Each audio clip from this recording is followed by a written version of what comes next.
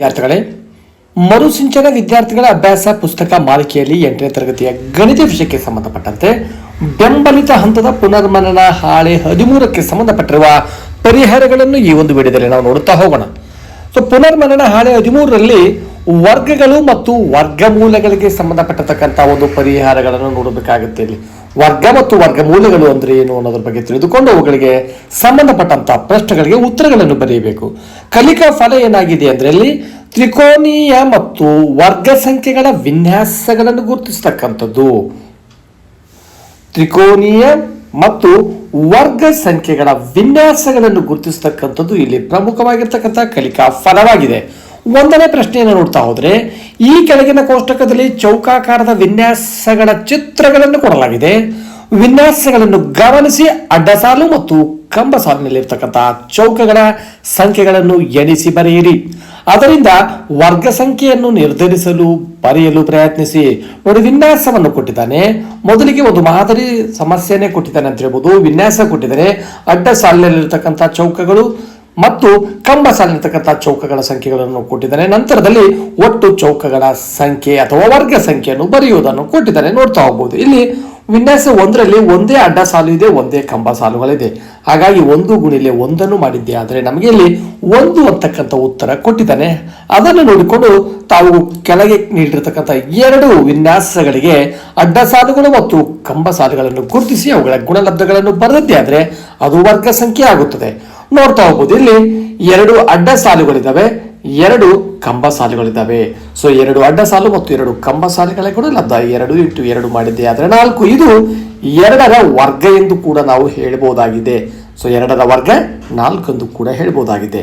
ನಂತರದಲ್ಲಿ ನೋಡಿದಾಗ ನಮಗೆ 3 ಅಡ್ಡ ಸಾಲುಗಳು ಮತ್ತು 3 ಕಂಬ ಸಾಲುಗಳಿದ್ದಾವೆ. ಈ ಒಂದು ವಿನ್ಯಾಸಗಳಲ್ಲಿ ನೋಡಿದಾಗ 3 ಅಡ್ಡ ಸಾಲು ಮತ್ತೆ 3 ಕಂಬ ಸಾಲುಗಳಿದ್ದಾವೆ. 3 × 3 ಅಂದಾಗ 9. ಇದು 3ರ ವರ್ಗವಾಗಿದೆ ಎಂದು ಕೂಡ ನಾವು ಹೇಳಬಹುದಾಗಿದೆ. ನೋಡ್ತಾ ಹೋಗಿ. ಹಾಗೆ ಕೆಳಗಿನ ಸಮಸ್ಯೆಗಳು 2ನೇ ಪ್ರಶ್ನೆಗಳಲ್ಲಿ ಒಂದು ಸಂಖ್ಯೆಯನ್ನು ಅದೇ ಸಂಖ್ಯೆಯಿಂದ ಗುಣಿಸಿದಾಗ ನಾವು ವರ್ಗ ಸಂಖ್ಯೆಯನ್ನು ಪಡೆಯಲು ಸಾಧ್ಯ. ಏನದು ವರ್ಗ ಸಂಖ್ಯೆ ಅಂದ್ರೆ? ಒಂದು ಸಂಖ್ಯೆಯನ್ನು ಅದೇ ಸಂಖ್ಯೆಯಿಂದ ಗುಣಿಸಿ ನಾವು ವರ್ಗ ಸಂಖ್ಯೆಯನ್ನು ಪಡೆಯಬಹುದು ಅಂತಕ್ಕಂಥದ್ದು. ಹಾಗಾದ್ರೆ ಈ ಕೆಳಗಿನ ಸಂಖ್ಯೆಗಳನ್ನು ಗುಣಿಸುವುದರ ಮೂಲಕ ವರ್ಗ ಸಂಖ್ಯೆಗಳನ್ನು ಬರೆಯಿರಿ ಅಂತ ಹೇಳ್ತಾನೆ. ನೋಡಿ, 2 × 2 ಅಂದ್ರೆ ಎಷ್ಟಾಗಿದೆ? 4. ಹಾಗೆ 12 × 12 ಅಂದ್ರೆ 144 ಆಗಿದೆ. 20 × 20 ಅಂದ್ರೆ 400. -8 × -8 ಅಂದಾಗ ನಮಗೆ ಮೈನಸ್ ಇಂಟು ಮೈನಸ್ ಮಾಡಿದ್ದೆ ಆದರೆ ಪ್ಲಸ್ ಆಗುತ್ತೆ. ಹಾಗಾಗಿ ಪ್ಲಸ್ ಬರೀತಕ್ಕಂಥ ಅವಶ್ಯಕತೆ ಇಲ್ಲ. ಹಾಗಾಗಿ 8 × 8 ಅಂದ್ರೆ 64. ಅಂದ್ರೆ ಯಾವುದೇ ಧನ ಇರಲಿ ಅಥವಾ ಋಣ ಇರಲಿ, ಆ ಸಂಖ್ಯೆಗಳ ವರ್ಗಗಳು ಯಾವಾಗಲೂ ಧನಾತ್ಮಕವಾಗಿರುತ್ತವೆ ಅಂತಕ್ಕಂಥದ್ದನ್ನು ತಾವು ತಿಳ್ಕೊಳ್ಬೇಕಿಲ್ಲಿ. -8 × -8 ಅಂದಾಗ +64. ಹಾಗೆ 7 × 7 ಅಂದಾಗ ನಮಗೇನಾಗಿದೆ? 49. ಆದರೆ ಇಲ್ಲಿ ಎಫ್ ಸಮಸ್ಯೆಯಲ್ಲಿ ನೋಡಿ, +11 × -11 ಆಗಿದೆ. ಪ್ಲಸ್ ಇಂಟು ಮೈನಸ್ ಮಾಡಿದಾಗ -11 121 ಆಗಿದೆ. ಹಾಗೆ ವರ್ಗ ಮೂಲಗಳನ್ನು ಕಂಡುಹಿಡಿಯಬೇಕಾಗುತ್ತೆ. ನೋಡಿ, ವರ್ಗಗಳು ನೋಡಿದೀವಿ ನಾವು. ಯಾವುದೇ ಸಂಖ್ಯೆಯನ್ನು ಅದೇ ಸಂಖ್ಯೆಯಿಂದ ಗುಣಿಸಿದಾಗ ಅದೇ ವರ್ಗ ಸಂಖ್ಯೆ ಆಗಿರುತ್ತದೆ. ವರ್ಗಮೂಲಗಳನ್ನು ನೋಡಿದಾಗ 4ರ ವರ್ಗಮೂಲ ಎಷ್ಟಾಗಿದೆ? ನಮಗೆ 2 ಅಂತಕ್ಕಂಥದ್ದು. 25ರ ವರ್ಗಮೂಲ 5. ಹೀಗೆ ಇಲ್ಲಿ ಕೊಟ್ಟಿರ್ತಕ್ಕಂಥ ಸಂಖ್ಯೆಗಳ ವರ್ಗಗಳನ್ನು ಗೊತ್ತಿದ್ದೇ ಆದರೆ ಅವುಗಳ ವರ್ಗಮೂಲಗಳನ್ನು ತಾವು ಬರೆಯಬಹುದಾಗಿದೆ. ಹಾಗಾಗಿ ಇಲ್ಲಿರ್ತಕ್ಕಂಥ √1ರ ವರ್ಗಮೂಲ 1, 36ರ ವರ್ಗಮೂಲ 6, 169ರ ವರ್ಗಮೂಲ 13, 400ರ ವರ್ಗಮೂಲ 20. ಅಂದರೆ ಇಲ್ಲಿ ವರ್ಗಮೂಲದ ಸಂಕೇತ ಎಂದು ಇದು ತಿಳಿದುಕೊಳ್ಳಬೇಕಿದು. ಹಾಗಾಗಿ ಈಗ ವರ್ಗ ಮತ್ತು ವರ್ಗಮೂಲಗಳನ್ನು ತಿಳಿದ ನಂತರ ಇಲ್ಲಿ ಒಂದು ಪದಬಂಧವನ್ನು ಕೊಟ್ಟಿದ್ದಾನೆ. ಸಂಖ್ಯಾಬಂಧವನ್ನು ಪೂರ್ಣಗೊಳಿಸಿ.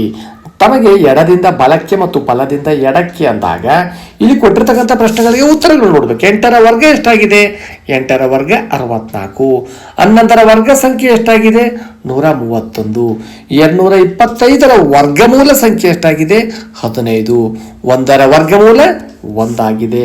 ಅದನ್ನು ಇಲ್ಲಿ ಕೊಟ್ಟಿರ್ತಕ್ಕಂಥ A, B, C, D, Eಗಳಲ್ಲಿ ಭರ್ತಿ ಮಾಡ್ಬೇಕು. ನೋಡಿ, ಇಲ್ಲಿ 64 ಭರ್ತಿ ಮಾಡಿದ್ವಿ. 8ರ ವರ್ಗ. ಬಿ ಅಂದಾಗ ಎಲ್ಲಿದೆ? ಇಲ್ಲಿ 121. ನಂತರದಲ್ಲಿ 13ರ ವರ್ಗ ಎಷ್ಟಾಗಿದೆ? ಎಲ್ಲಿ? ಸಿ ಅಂತಕ್ಕಂಥ ನೋಡಿದಾಗ 169 ಎಂದು ಬರೆಯಲಾಗಿದೆ. ಡಿ ಅಂದರೆ 225ರ ವರ್ಗಮೂಲ 15 ಎಂದು ಬರೆಯಲಾಗಿದೆ. ಇಲ್ಲಿ ಇ ಅಂತಂದಾಗ 1ರ ವರ್ಗಮೂಲ ಎಷ್ಟಾಗಿದೆ? 1ರ ವರ್ಗಮೂಲ 1 ನಾವು ಇಲ್ಲಿ ಭರ್ತಿ ಮಾಡಿದ್ವಿ, ತಾವು ನೋಡಬಹುದು. ಇನ್ನು ಮೇಲಿಂದ ಕೆಳಕ್ಕೆ ಬಂದಾಗ ಎಫ್ ಅಂತಕ್ಕಂಥಲ್ಲಿ 7ರ ವರ್ಗ ಸಂಖ್ಯೆ 49, 10ರ ವರ್ಗ ಸಂಖ್ಯೆ ಎಷ್ಟಾಗಿದೆ? 10ರ ವರ್ಗ ಸಂಖ್ಯೆ 100 ಅಂತಕ್ಕಂಥದ್ದು. 256ರ ವರ್ಗ ಸಂಖ್ಯೆ ಎಷ್ಟಾಗಿದೆ? 16 ಅಂತಕ್ಕಂಥದ್ದು. 25ರ ವರ್ಗ ಸಂಖ್ಯೆ ಎಷ್ಟಾಗಿದೆ? 625 ಅಂತಕ್ಕಂಥದ್ದು. ಇಲ್ಲಿ ನೀಡಿರ್ತಕ್ಕಂಥ ಕೋಷ್ಟಕದಲ್ಲಿ ನಾವು ಭರ್ತಿ ಮಾಡಿದ್ವಿ, ತಾವು ಗಮನಿಸಬಹುದಾಗಿದೆ. ನೋಡಿ, ಎಫ್ ನಲ್ಲಿ ನಾವು 49 ಭರ್ತಿ ಮಾಡಿದ್ವಿ. ಎಫ್ ನಲ್ಲಿ 49 ಅಂತಕ್ಕಂಥದ್ದು. ನಂತರದಲ್ಲಿ ಬಿ ನಲ್ಲಿ ಎಷ್ಟಾಗಿದೆ? ಮೇಲಿಂದ ಕೆಳಕ್ಕೆ 100 ಅಂತಕ್ಕಂಥದ್ದು. 100 ಅಂತಕ್ಕಂಥದ್ದು ಇಲ್ಲಿ ಭರ್ತಿ ಮಾಡಲಾಗಿದೆ. ಎಚ್ ನಲ್ಲಿ ನಾವು ಏನಾಗಿದ್ವಿ? 16 ಅಂತಕ್ಕಂಥದ್ದನ್ನು ಇಲ್ಲಿ ಭರ್ತಿ ಮಾಡಿದ್ವಿ, ತಾವು ನೋಡಬಹುದು. 16 256ರ ವರ್ಗಮೂಲ 16 ಅಂತಕ್ಕಂಥದ್ದನ್ನು ನಾವು ಇಲ್ಲಿ ಭರ್ತಿ ಮಾಡಿದೀವಿ, ತಾವು ಗಮನಿಸಬಹುದು. ಹಾಗೆ ಕೊನೆಯದಾಗಿ 25ರ ವರ್ಗ ಸಂಖ್ಯೆ ಎಷ್ಟಾಗಿದೆ? 25ರ ವರ್ಗ ಸಂಖ್ಯೆ 625 ಅಂತಕ್ಕಂಥದ್ದು ಕೂಡ ಮೇಲಿಂದ ಕೆಳಗಿನ ಕೋಷ್ಟಕದಲ್ಲಿ ನಾವು ಭರ್ತಿ ಮಾಡಿದೀವಿ, ತಾವು ಗಮನಿಸಬಹುದು. ಮುಂದಿನ ಪ್ರಶ್ನೆ, ಕೆಳಗಿನ ಕೋಷ್ಟಕದಲ್ಲಿ ವೃತ್ತಾಕಾರದ ಬಿಲ್ಲೆಗಳ ವಿನ್ಯಾಸಗಳ ಚಿತ್ರಗಳನ್ನು ಕೊಡಲಾಗಿದೆ. ಅವುಗಳನ್ನು ವೀಕ್ಷಿಸಿ ವಿವಿಧ ಬಣ್ಣಗಳ ಬಿಲ್ಲೆಗಳ ಸಂಖ್ಯೆಯನ್ನು ಬರೆಯಿರಿ. ಅದರಿಂದ ತ್ರಿಕೋನೀಯ ಸಂಖ್ಯೆಗಳನ್ನು ಬರೆಯುವ ಮೂಲಕ ಕೋಷ್ಟಕವನ್ನು ಪೂರ್ಣಗೊಳಿಸಿ. ಕೋಷ್ಟಕದಲ್ಲಿ ನೀವು ಪೂರ್ಣಗೊಳಿಸಿರ್ತಕ್ಕಂಥ ಮಾಹಿತಿಯಿಂದ ಕೆಳಗಿನ ಪ್ರಶ್ನೆಗಳಿಗೆ ಉತ್ತರಿಸಿ. ನೋಡಿ, ವಿನ್ಯಾಸ ಕೊಟ್ಟಿದ್ದಾನೆ. ವಿನ್ಯಾಸ ನಂತರ ವಿನ್ಯಾಸದ ಒಂದು ವಿವರಣೆಯನ್ನು ಬರೀಬೇಕು. ನಂತರದಲ್ಲಿ ಆ ಒಟ್ಟು ಬಿಲ್ಲೆಗಳ ಸಂಖ್ಯೆ ಅಥವಾ ತ್ರಿಕೋನೀಯ ಸಂಖ್ಯೆಗಳನ್ನು ಬರೀಬೇಕಾಗುತ್ತೆ. ನೋಡಿ, ಇಲ್ಲಿ ಒಂದು ಕೆಂಪು ವಿನ್ಯಾಸವನ್ನು ಇರ್ತಕ್ಕಂಥ ಬಿಲ್ಲೆ ಕೊಟ್ಟಿದ್ದಾನೆ. ಇದು ಕೆಂಪು ಬಿಲ್ಲೆಗಳ ವಿನ್ಯಾಸ. ಸೊ ಕೆಂಪು ಬಿಲ್ಲೆಗಳ ಸಂಖ್ಯೆ ಎಷ್ಟಾಗಿದೆ ಅಂದರೆ 1 ಅಂತಕ್ಕಂಥದ್ದು ಇಲ್ಲಿ ಬರ್ತೀವಿ. ಹಾಗೆ ಎರಡನೇ ಚಿತ್ರವನ್ನು ನೋಡಿದಾಗ ಇಲ್ಲಿ ಕೆಂಪು ಬಿಲ್ಲೆಗಳ ಸಂಖ್ಯೆ ಎಷ್ಟಾಗಿದೆ? ನಮಗೆ 1. ನೀಲಿ ಬಿಲ್ಲೆಗಳ ಸಂಖ್ಯೆ 2 ಆಗಿದೆ. 1 + 2 ಅಂದರೆ 3. ಇದು ಎರಡನೇ ತ್ರಿಕೋನಮಿತಿಯ ಸಂಖ್ಯೆ ಅಂತ ಕೂಡ ಹೇಳಬಹುದು ನಾವು. ನಂತರದಲ್ಲಿ ಮೂರನೇ ತೆಗೆದುಕೊಂಡಾಗ ಕೆಂಪು ಬಿಲ್ಲೆಗಳ ಸಂಖ್ಯೆ ನಮಗೆ ಎಷ್ಟಾಗಿದೆ? ಕೆಂಪು ಬಿಲ್ಲೆಗಳ ಸಂಖ್ಯೆ 1 ಆಗಿದೆ ನೋಡಿ.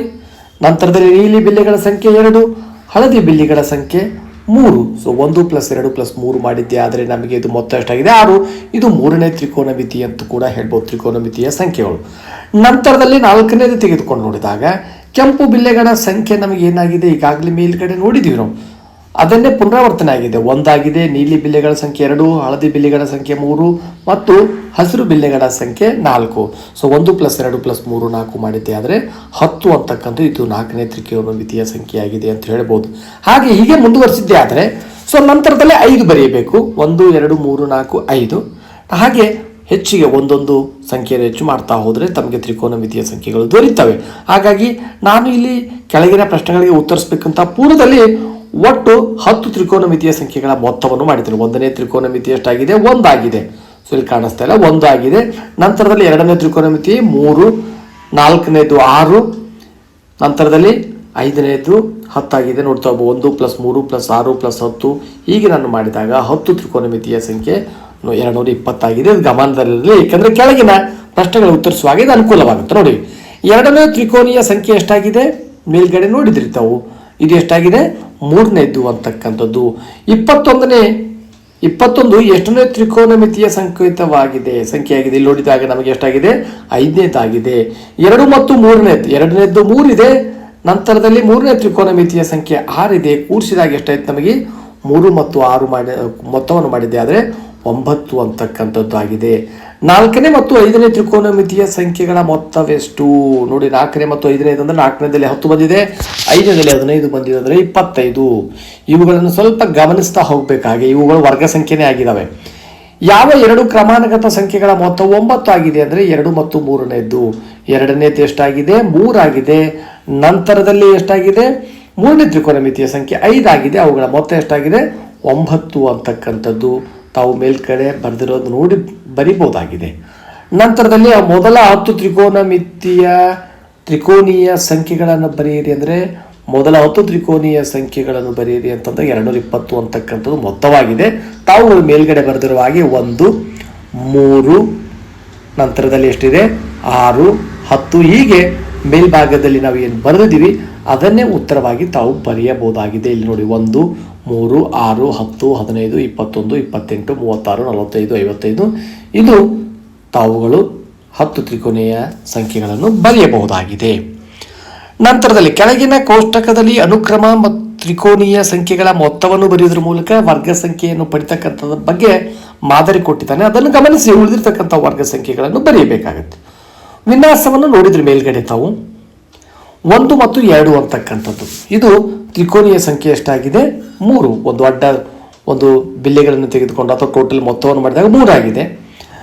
ಇದು ಏನಾಗಿದೆ? ತ್ರಿಕೋನೀಯ ಸಂಖ್ಯೆಗಳ ಮೊತ್ತ ಎಷ್ಟಾಗಿದೆ ನೋಡಿದಾಗ ನಮಗೆ 3 + 6 ಅಂತಕ್ಕಂಥದ್ದು ತೋರಿಸ್ತಾ ನೋಡಿ. ಎರಡನೇ ತ್ರಿಕೋನೀಯ, ಒಂದು ತ್ರಿಕೋನೀಯ, ಇದು ಎರಡನೇ ತ್ರಿಕೋನೀಯ ಆಗಿದೆ. ಇದು ನೆಕ್ಸ್ಟ್ ಇರತಕ್ಕಂಥದ್ದು ಮೂರನೇದಾಗಿದೆ ನೋಡಿ. ಇದು 2 ಇರೋದಕ್ಕಾಗಿ 2 ಸಾಲುಗಳು 2, ಇದು 3 ಇರೋದಕ್ಕಾಗಿ 3 2 ಸಾಲು. ಇಲ್ಲಿ ಎಷ್ಟಾಗಿದೆ? ಒಟ್ಟು ನಮಗೆ ತ್ರಿಕೋನೀಯ ಸಂಖ್ಯೆಗಳು 6. 3 + 6 ಅಂದರೆ ಎಷ್ಟಾಯಿತು? 9.